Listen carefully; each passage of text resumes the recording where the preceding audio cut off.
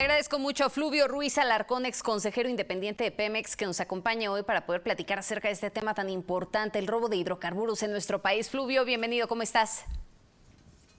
Gracias, Magda, con el gusto de saludarte y al auditorio de Mega Noticias. Oye, gracias por tomarnos la comunicación. Platícame, si te parece, vamos empezando con esta radiografía de manera general. ¿Cómo va la estrategia ya a estos 3 años de gobierno? Pues esta estrategia del combate al huachicoleo. ¿Se acabó el huachicoleo? ¿Qué es lo que está pasando en estos últimos meses? ¿Qué pasa con este fenómeno?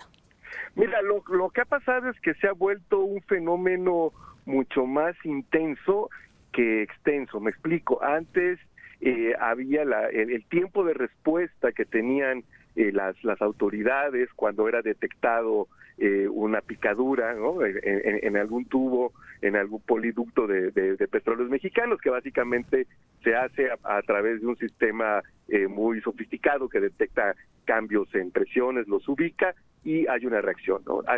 Antes tenían la posibilidad los delincuentes de tener más tiempo, el lapso que transcurría entre la detección de la fuga o de la succión más que fuga, ¿no? Porque es provocada, y la respuesta era mayor, y entonces los volúmenes que se extraían en una sola operación, digámoslo así, era mayor. Ahora hay una mayor capacidad o una capacidad de respuesta más rápida en esta parte física, en esta parte estrictamente de la actividad, y lo que ocurre ahora es que los incidentes son mucho mayores, porque si bien se siguen ocurriendo, extraen un volumen menor, ¿no? Porque tienen menos tiempo. Entonces ha cambiado en ese sentido cualitativamente la forma de operar.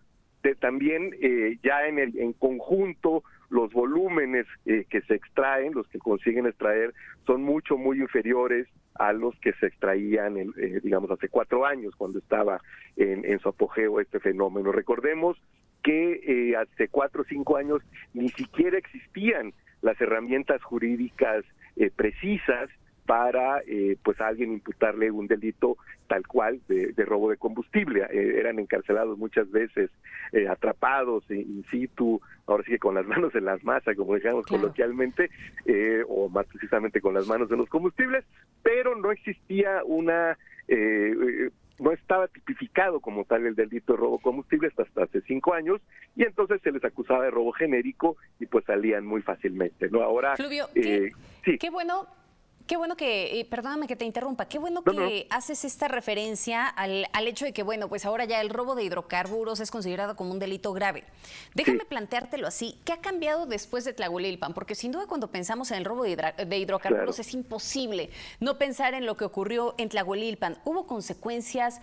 ¿Hubo detenidos? ¿Hay avances? ¿Ves impunidad? ¿Cambió algo de manera general en Hidalgo frente al robo de combustible? Mira, desafortunadamente en esa zona específica del país, junto con lo que se conoce como el Triángulo del Huachicol, ¿no? Puebla, Tlaxcala, Veracruz, hay una suerte de legitimación social de esta actividad delictiva, y eso hace muy complicado que se combata, y yo te diría que lamentablemente en términos cualitativos el fenómeno sigue ahí, como decía hace un ratito, con una capacidad de respuesta más rápida, con instrumentos jurídicos más adecuados, pero sí creo que la desaparición como tal del fenómeno pasa necesariamente por una reconstitución del tejido social, ¿no? Y por minar las bases de legitimación que ha obtenido desafortunadamente esta actividad delictiva. No creo que aún resta mucho trabajo, es mucho más que la simple eficacia en la respuesta física y la simple adecuación de nuestro marco jurídico. Todavía falta mucho por hacer, tristemente, Magda. Falta todavía mucho por hacer y creo que tienes toda la razón cuando dices también la reconstrucción del tejido social. Finalmente la gente estaba ahí, se estaba extrayendo este hidrocarburo de manera ilegal, ¿no? ¿Por qué no se ha podido controlar el problema de manera general en México? Y te lo pregunto porque me encontraba hace tiempo, cuando estábamos analizando también este tema, el caso de Guamuchi, allí en Sinaloa. El año pasado se robaron, y tú lo debes de saber perfectamente, 18 kilómetros de este ducto, y ¿qué es el colmo, no? O sea, se lo roban a los ojos de la autoridad, porque es imposible que no se supiera que se estaban robando ese ducto, y no ha pasado absolutamente nada en este sentido, Fluvio. Sí, es terrible, porque y además, fíjate, Magda, que estamos en un momento en el cual esta actividad es todavía más lucrativa por los precios elevados de los combustibles derivados de la invasión de Rusia a Ucrania, ¿no? Que le dio un nuevo impulso al precio del crudo, que de por sí ya venía recuperándose desde octubre del año pasado. Ahora está en niveles no vistos en los últimos 8 años, en una década prácticamente, y eso hace todavía más lucrativa esta actividad, y que se ven fenómenos como los cibes, ¿no? Que en efecto muestran todavía una enorme capacidad de operación de estos grupos delictivos, que aunado a lo que hemos platicado, la legitimación social y demás, pues sí hace que sea un fenómeno que, si bien se ha podido acotar en términos cuantitativos, sigue presente en términos de la dinámica social de las localidades, en las cuales es todavía mucho más evidente, ¿no? Porque incluso ha habido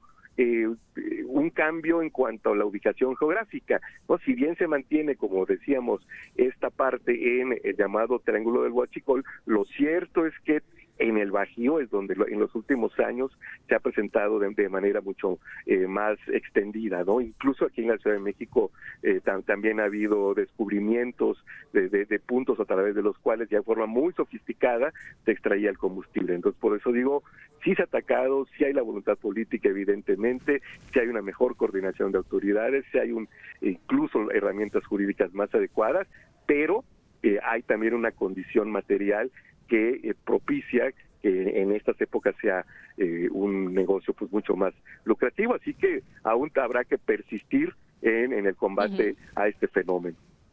Y la diversificación, Fluvio, porque ahora, digo, ya también los vemos extrayendo gas y todo, ¿no? Ya no nada más se quedan en la extracción de gasolina, sino de gasolina, ¿no? Incluso también un fenómeno que se da vía las aduanas, ¿no? Donde se introducen combustibles, pretendidamente biocombustibles, que en realidad no lo son, solo una parte, y a partir de ahí se pueden obtener muchos beneficios fiscales. Y también lo que falta por hacer, me parece, Magda, es terminar de identificar para poder atacar a cabalidad financiera, fiscalmente, de todas las formas, a las redes de distribución, ¿no? Porque ahí también, si el fenómeno se ha podido mantener, es porque se mantienen intactas, o si no intactas, suficientemente, con un nivel suficiente, ciertas redes de distribución, lo que pues les sigue dando salida, ¿no? Que se siguen manteniendo, y eso me lleva entonces a la siguiente pregunta. ¿Qué ha pasado con el huachicoleo de cuello blanco? Porque uno de los grandes señalamientos que también hacía el presidente López Obrador, inclusive cuando estaba en campaña, decía, a ver, tenemos que combatir a los huachicoleros, y eso va también al huachicolero de cuello blanco, al que está metido dentro de las administraciones. ¿Ese sí se está combatiendo o se está dejando de lado, se están haciendo de la vista gorda con ellos?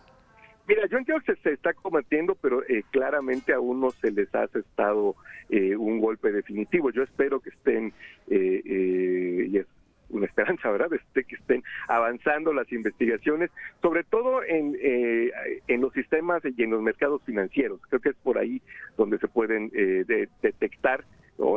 También, por supuesto, ahora es un poco más complicado, curiosamente, porque antes Pemex controlaba, hasta 2018, por ejemplo, hasta noviembre de 2018 Pemex controlaba el 99.9% del mercado de combustibles, ya sea porque lo produjera o porque lo importara. Ahora, con la entrada de otros actores, ¿no?, de actores privados, se hace un poco más complejo, no digo que imposible, pero sí se hace un poco más compleja esta supervisión. Ya Pemex no es el único actor en los mercados de combustibles, pero bueno, uno esperaría que la autoridad, en este caso la unidad de inteligencia financiera, pues haya también adaptado a esta nueva realidad y haga su trabajo en forma eficiente, porque en efecto, esa es la parte que pareciera menos golpeada, ¿no? Por ahí incluso, bueno, sí, claro, recordarás, Magda, hubo ahí el asesinato de alguien que se sospechó, pero la verdad es que nunca se probó que tenía nexos con el huachicol en Tamaulipas, ¿no? Entonces, sí, esa parte creo que es en la que esperemos, pues en los próximos meses pueda haber noticias para terminar, o en todo caso para limitar severamente la capacidad de distribución de este combustible robado. Oye, Fluvio, y que además cuando pensamos en guachicoleros, realmente lo primero que se nos viene a la mente es el tema de esta extracción ilegal, pinchando, ya sabes, el ducto y demás, como generalmente se le conoce, pero no estamos considerando también la otra parte, ¿no? En donde a veces algunas gasolinerías están también implicadas en el tema y llegan a estar vendiendo este combustible adulterado, este combustible alterado, por llamarle de alguna manera. Sí, claro, eso es justamente, ¿no? Cuando platicamos de las redes de distribución es porque el combustible, es esta idea, como bien dices, del fulano que llega, pincha, saca el combustible, los mete en unos bidones y se pone a la orilla de la carretera, como canción de Joaquín Sabina, ¿no?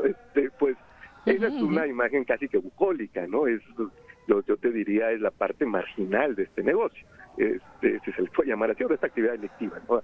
Llamémosla por su nombre. Entonces, lo demás sí tiene que ser mucho más por la distribución que se hace, ya sea mezclando huachicol con bueno o distribuyendo solo huachicol, en fin, ¿no? Hay unas formas de distribución sofisticadas que requieren, por lo demás también, toda una serie de trámites, permisos, comprobantes fiscales y demás, ¿no? O sea, esa es la parte más sofisticada, no esta, la del bidón, la del cuate que se pone, ¿no? Con su bidón a la orilla, Fluvio, que se ve mucho, ¿no? En las carreteras de Chiapas o del norte. Sí, las carreteras en donde estaban ahí etiquetados hasta los bidones, ¿no? Y con esto cierro, ¿para dónde vamos? ¿Cuál es la perspectiva? ¿Verdaderamente en algún punto se va a lograr contener y bueno, eliminar, si se pudiera, dentro de esta utopía, el robo de hidrocarburos? Mira, yo confío en que sí. Yo espero que la actividad pues persistente, ¿no? de las autoridades, que se mantenga esta voluntad, que incluso gobierne quien gobierne, que se vayan logrando tener también prácticas más sofisticadas desde el lado de la autoridad, y pues que eventualmente terminemos, ¿no? De hecho, Magda, aprovecho, hay, creo, toda una revisión, un análisis integral que se tiene que hacer de la forma en que abordamos en México el tema de los combustibles, ¿no? Ver también la pertinencia de mantener subsidios tan elevados, ¿no? Que este año, para que nos demos una idea, los subsidios pueden llegar a representar, según estimaciones de Hacienda, hay 400,000 millones de pesos. Ese es el costo, ese es el doble del costo de la construcción de la refinería de Dos Bocas. O sea, de esos niveles de magnitud estamos hablando, y también eso juega en cierta forma en el tema del robo de combustibles, ¿no? Creo que tenemos como sociedad que empezar a tomarnos en serio la transición energética, y a partir de ahí ver cuál es el nivel óptimo, socialmente hablando, de la fiscalidad en esta materia. Y hasta dónde se puede, ¿no? Lo que se señala es que en un futuro, bueno, también puede llegar a generar un boquete importante para las finanzas del país, pero es un tema que nos podría llevar horas platicando, Fluvio. Te agradecemos mucho estos minutos con Mega Noticias. No, al contrario, Magda, como siempre, un gusto platicar contigo, con el auditorio de Mega Noticias, y a la orden cualquiera. Aquí seguimos. Que tengas una excelente tarde.